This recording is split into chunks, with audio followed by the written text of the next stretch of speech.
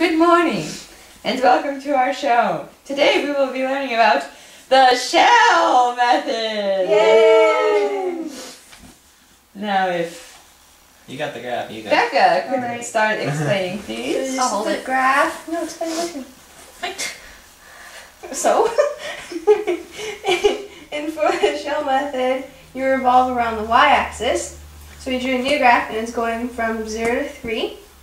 And the equation would look like The equation is 2 pi from 0 to 3, x, and then you do your radius, which is x, and then you're going to do the height of it, which is x squared minus 0. I don't know if minus 0. I guess because whatever. there's nothing there. Yeah, whatever.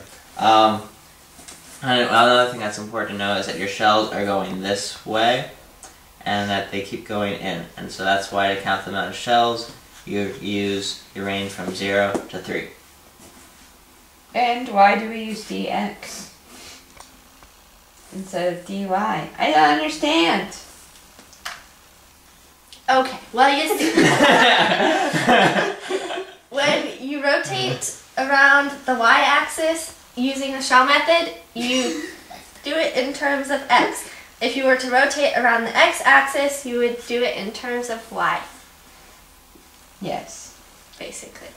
So, using Jordan's head as a model, we would start wrapping around shells, and then you go one revolution, stop! And then you'd cut off that part and see the volume, and then you do another revolution, and then you'd stop, and you see that shell, and then you do another revolution, etc. Get the stuff off her. Thank you.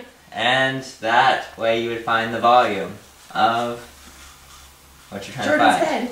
And also, if you want to use your nifty calculators, Which we have nearby. And Yes. handy.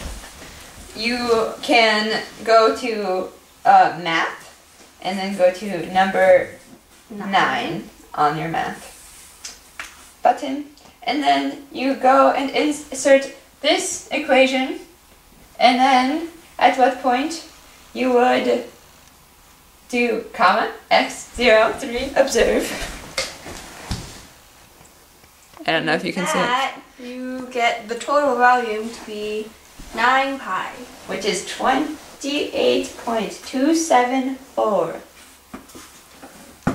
Thank you for tuning into our broadcast.